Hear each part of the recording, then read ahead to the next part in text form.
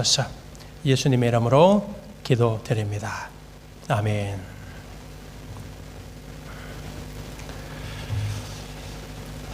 자, 오늘 사도행전 8장 1절에서 8절까지의 말씀입니다. 사마리아 성에 임한 큰 기쁨이라는 제목으로 말씀을 증거하도록 하겠습니다.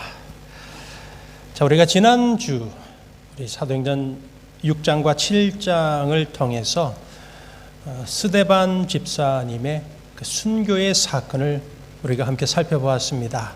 잠시 그 상황을 한번 생각해 보십시오. 성령에 충만해서 천사의 얼굴과 같았던 스데반 집사님이 그렇게 위협하는 공회 그 중심에 서 있었습니다. 성령 충만했습니다. 말씀 충만했습니다. 두려워할 수밖에 없지만 그곳에서 오히려 더 십자가의 예수를 선포하였습니다. 그로 말미암아서 초대 예루살렘 교회의 첫 번째 순교자로 스데반 집사의 삶과 죽음이 지난 말씀의 내용이었습니다. 한 사람 스데반 집사가 돌에 맞아 순교한 그의 죽음, 헛된 죽음이 아닙니다. 가장 영광된 삶을 살았던 사람인 것을 우리가 새겼습니다.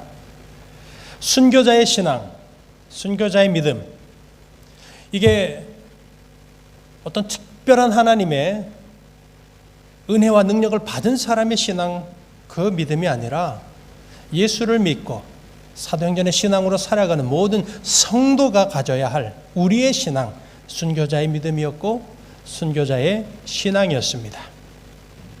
그래서 우리의 삶이 정말 예수를 위해서 살고 우리의 모든 삶이 끝나는 그날까지 주님의 영광 위에서 살아가야 할 삶의 목적이 있고 매일매일 살아가는 우리의 삶의 이유가 있다는 것을 우리가 도전받았습니다. 자, 이렇게 스데반 집사의 죽음의 사건. 그러나 이제 그 사건이 초대 예루살렘 교회 안에 박해의 불씨가 되는 그 일들이 일어나게 됩니다. 오늘 본문 사도행전 8장을 시작으로 해서 이제부터 아주 체계적이고 조직적으로 이 공회의 악한 권세들이 주님의 교회와 성도들을 향한 큰 박해가 시작됩니다. 자, 오늘 본문의 말씀의 시작이 바로 그 내용입니다. 함께 본문의 말씀 우리 1절과 2절입니다. 한 목소리로 한 번 더 읽어보겠습니다. 시작. 사울은 그가 죽임당함을 마땅히 여기더라. 그날에 예루살렘에 있는 교회에 큰 박해가 있어 사도 외에는 다 유대와 사마리아 모든 땅으로 흩어지니라. 경건한 사람들이 스데반을 장사하고 위하여 크게 울더라. 자, 오늘 본문의 첫 시작에서 한 사람이 존재감을 드러내고 있습니다.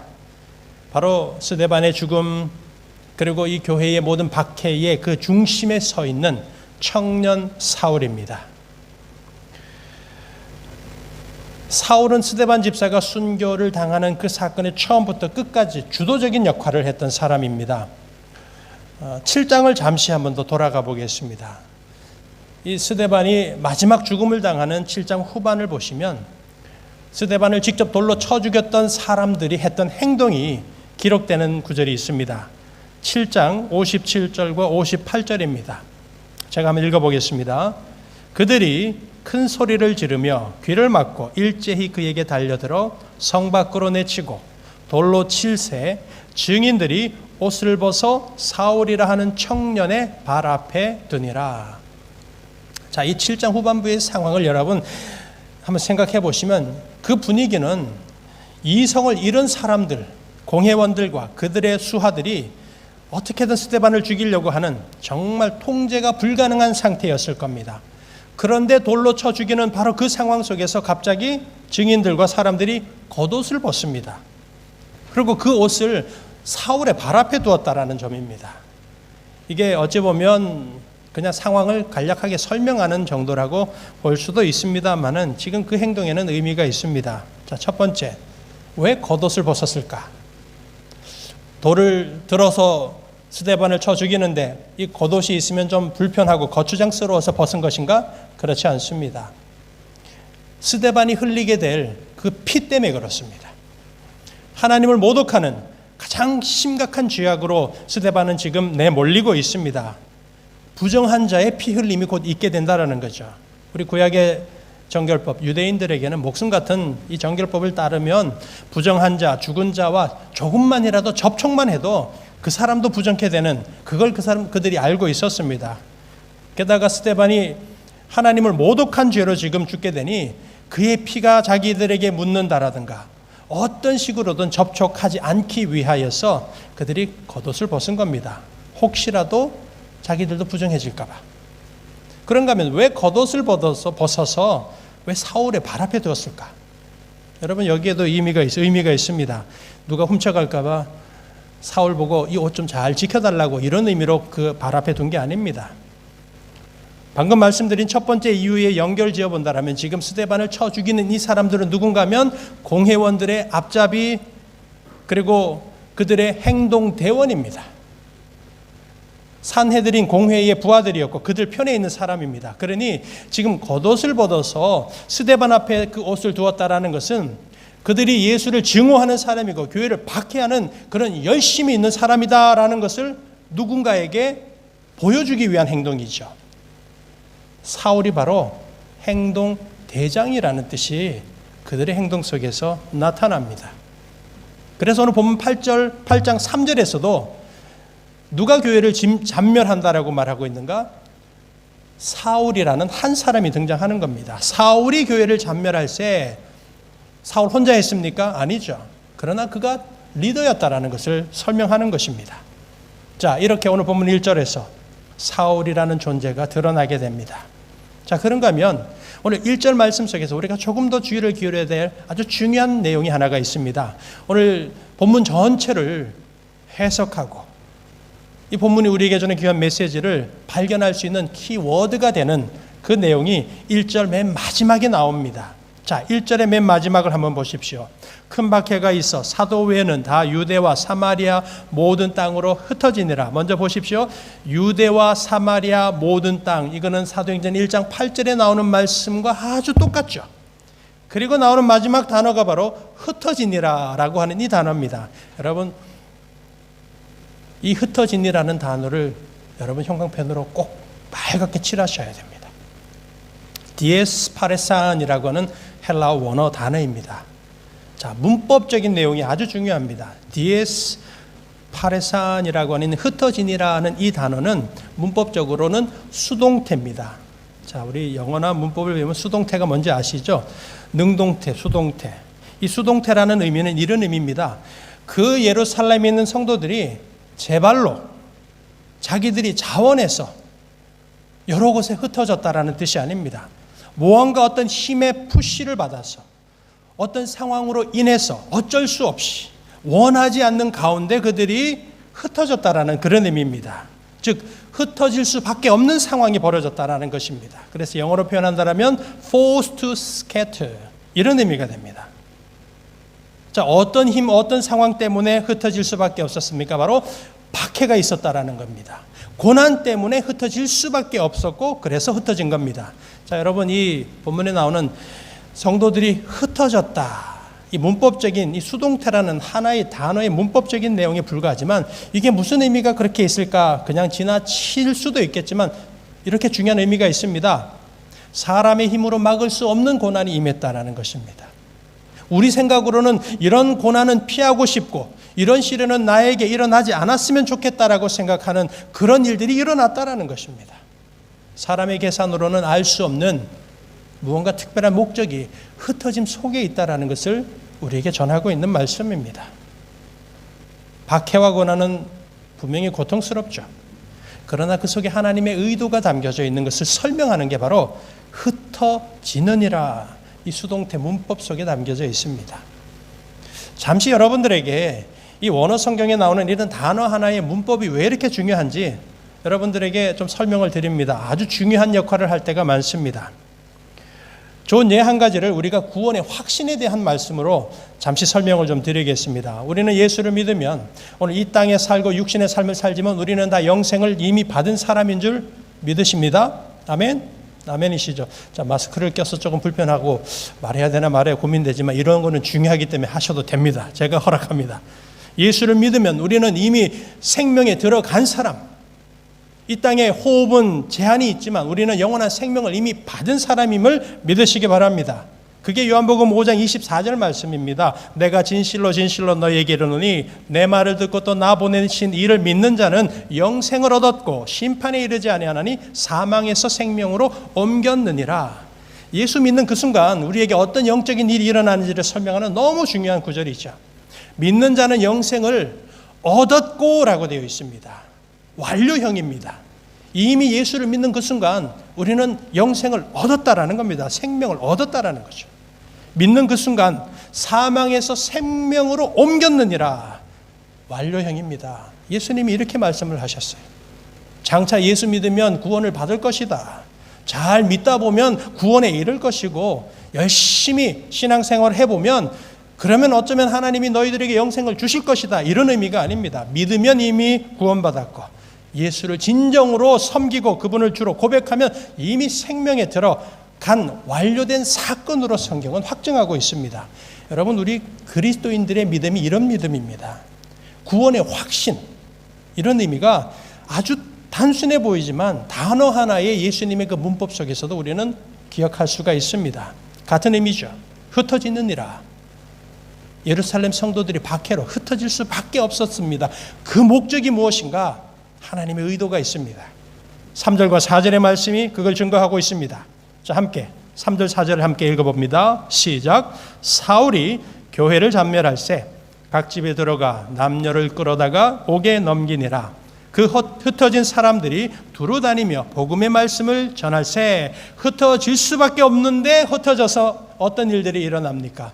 복음의 말씀을 전하는 하나님의 역사가 나타났습니다.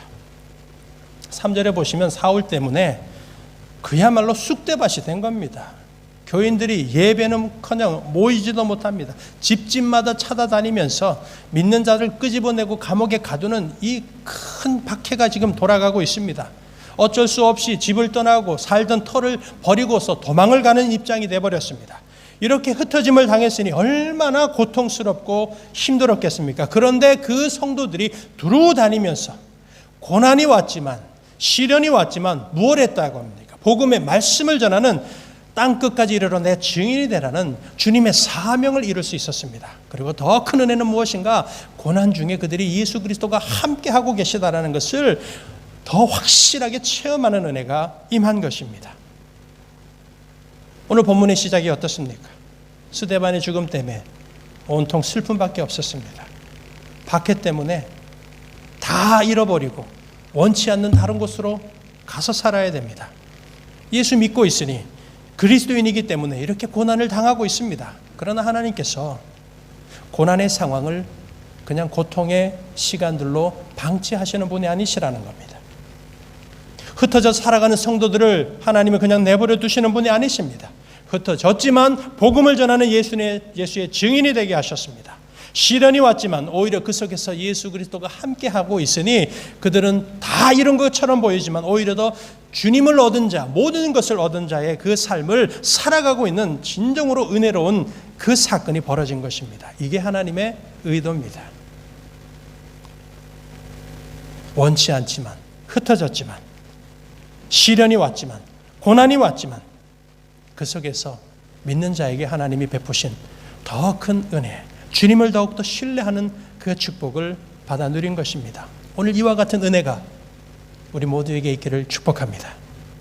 이렇게 고난으로 흩어짐을 당하지만 이 사건은 여러분 성령에 충만한 사람들이었습니다. 그러니 이 성령에 충만한 사람들이 흩어졌으니 무슨 의미가 되겠습니까? 성령의 충만함이 온 세상에 퍼져가는 그 사건임도 우리가 잊지 말아야 합니다.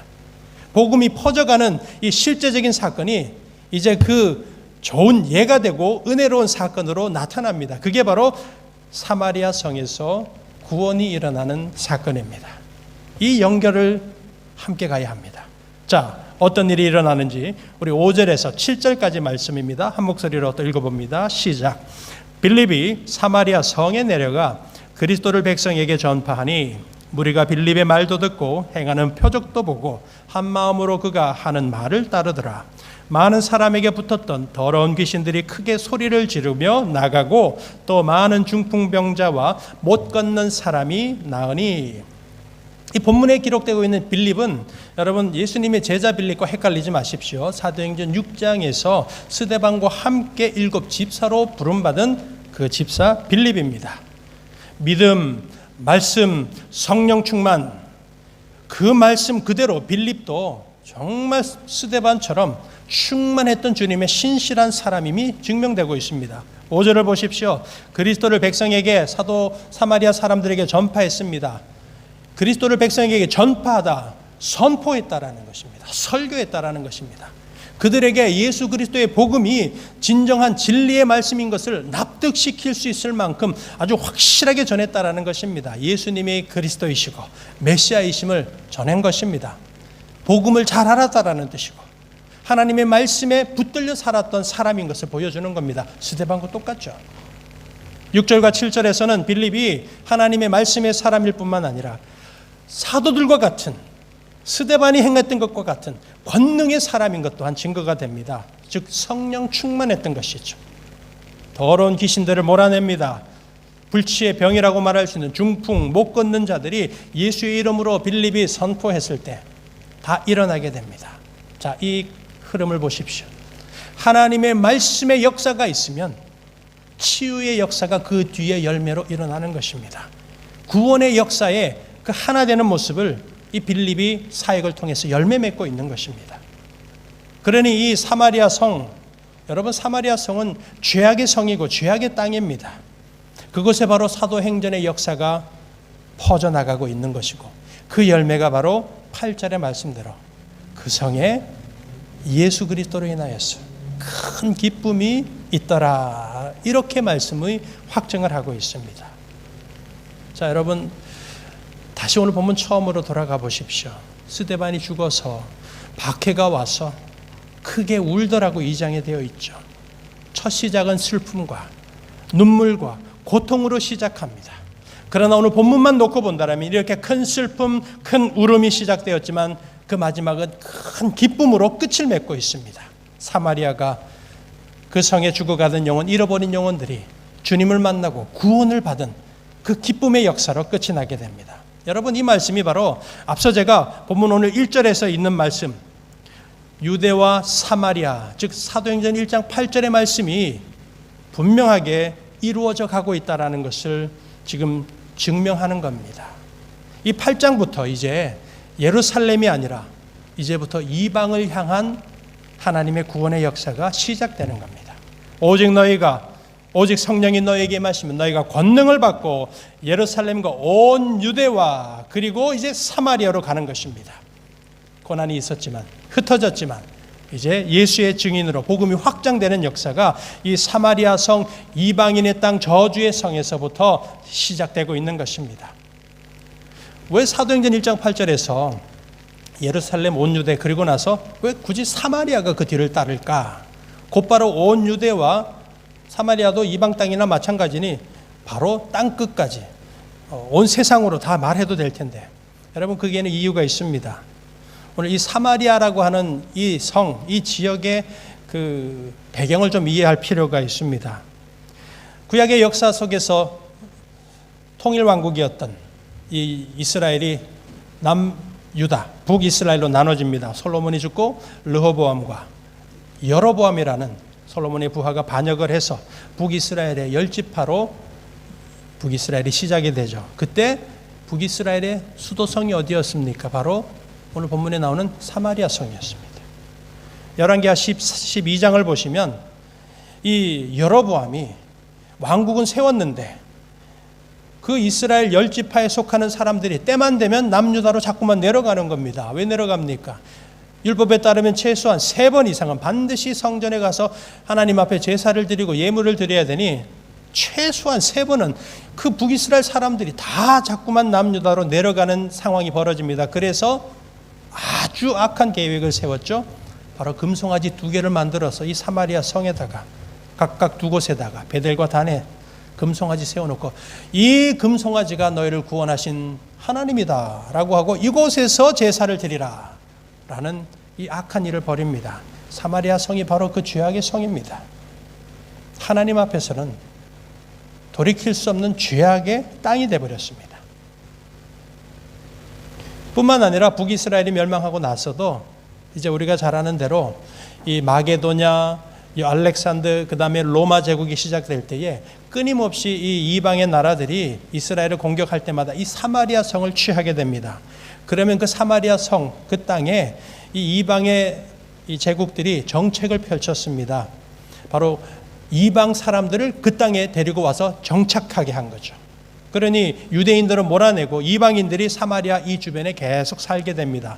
혹 남아있는 유대인이 있으면 결혼 정책을 펼친 겁니다. 그래서 이방인과 결혼하게 되죠. 그래서 혼혈들, 유대인이 아닌, 정통 유대인이 아닌 그런 일들이, 사람들이 태어나게 됩니다. 자, 그래서 순수하게 아브라함의 혈통이라고 말하는 유대인들에게 사마리아 땅은 어떤 땅이 됩니까? 전부 다 경멸을 받을 사람, 부정한 사람, 저주받은 이방 땅이 된 거죠. 그래서 유대인들은 아무리 급한 일이 있고 아무리 다급한 일이 있어도 사마리아 땅은 지나가지 않았던 겁니다. 돌아서 갔던 거죠.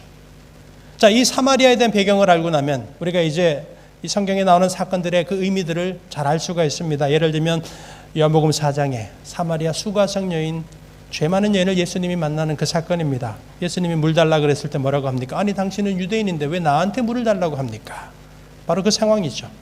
그리고 예수님이 사마리아 성을 그냥 의미 없이 간 것이 아니라 그 여인을 구원할 목적으로 사마리아 이방 땅으로 복음을 전하기 위해 들어가셨다라는 해석이 나옵니다. 그리고 우리가 잘 아는 선한 사마리아 사건도 알죠. 죽어가는 사람, 제사장, 레위 다 버리고 그냥 갔습니다. 그런데 누가 도와줍니까? 사마리아인, 바로 죄인이라고 말하는, 버림받은 사람이라고 하는 사마리아 사람이 선을 행함으로 구원의 은혜가 임하는 바로 그 예수님의 메시지가 증거되고 있습니다.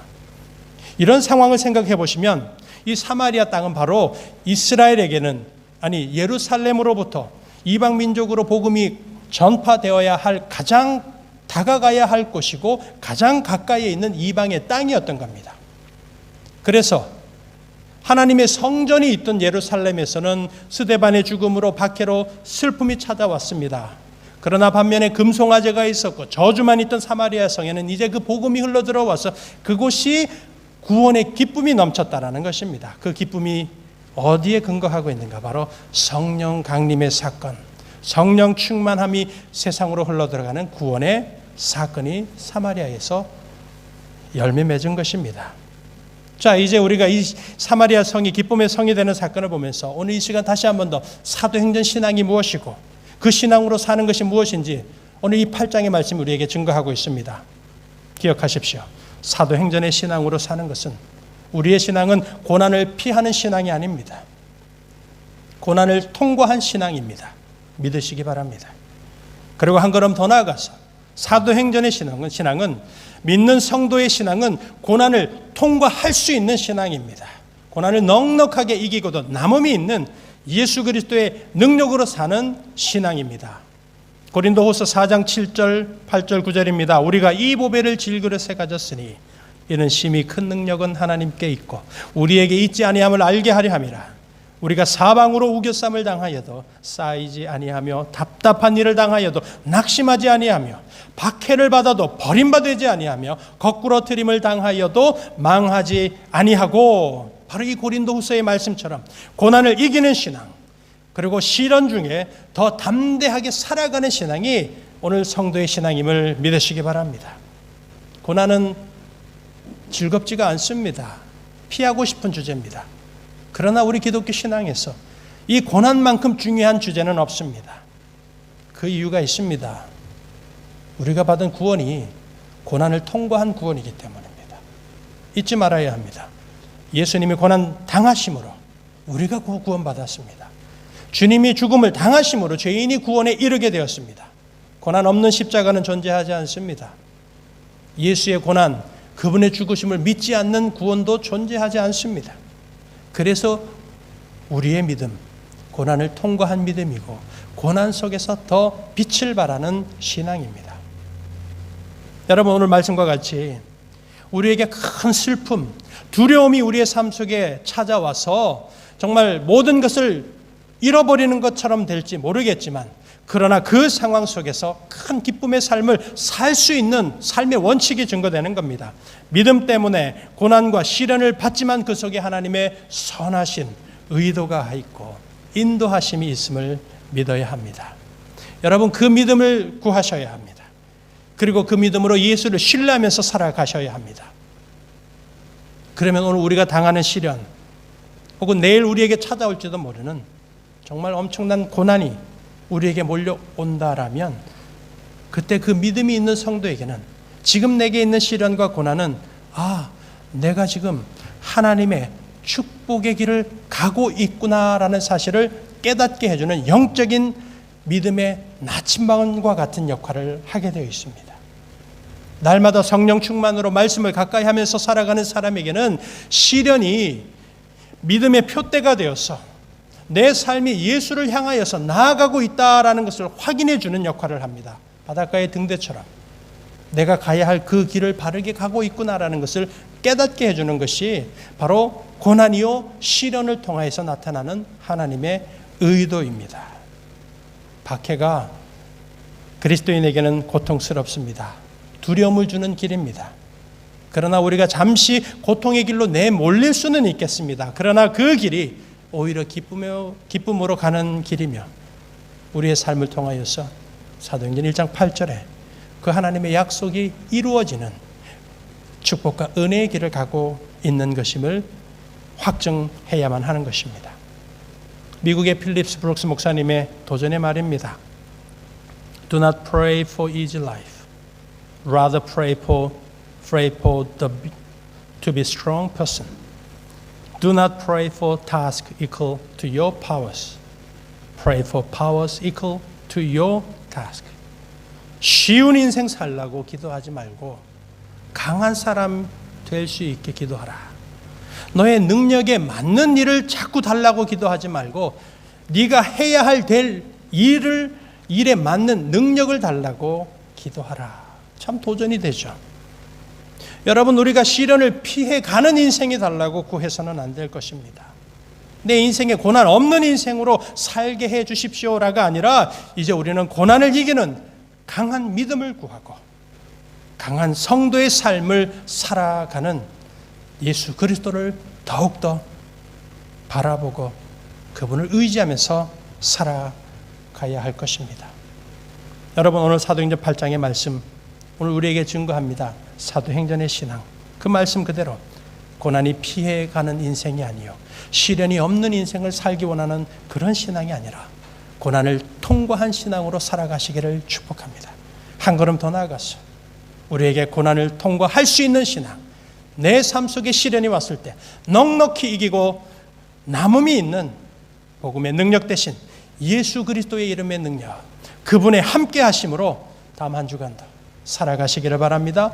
그 믿음의 능력으로 우리의 남은 모든 인생의 날이 예수 그리스도의 이름 높여드리면서 승리하면서 살아가는 믿음의 성도 우리 모두가 되시기를 주님의 이름으로 간절히 축원드립니다. 기도하겠습니다. 말씀으로 역사하시는 하나님 감사합니다. 오늘도 우리에게 허락하신 이 귀한 도전과 능력의 말씀 주님 허락하여 주셨습니다. 감사합니다. 고난이 피해가는 인생, 시련이 없는 인생 살아가는 것이 아니라 사도행전의 그 역사 속에서 우리도 말씀의 능력, 성령의 충만함으로 고난을 통과하는 성도로 살게 하시옵소서. 고난을 넉넉하게 이겨낼 수 있는 예수 그리스도로 살아가는 우리 모두가 되게 하여 주시옵소서. 예수님의 이름으로 기도드립니다. 아멘.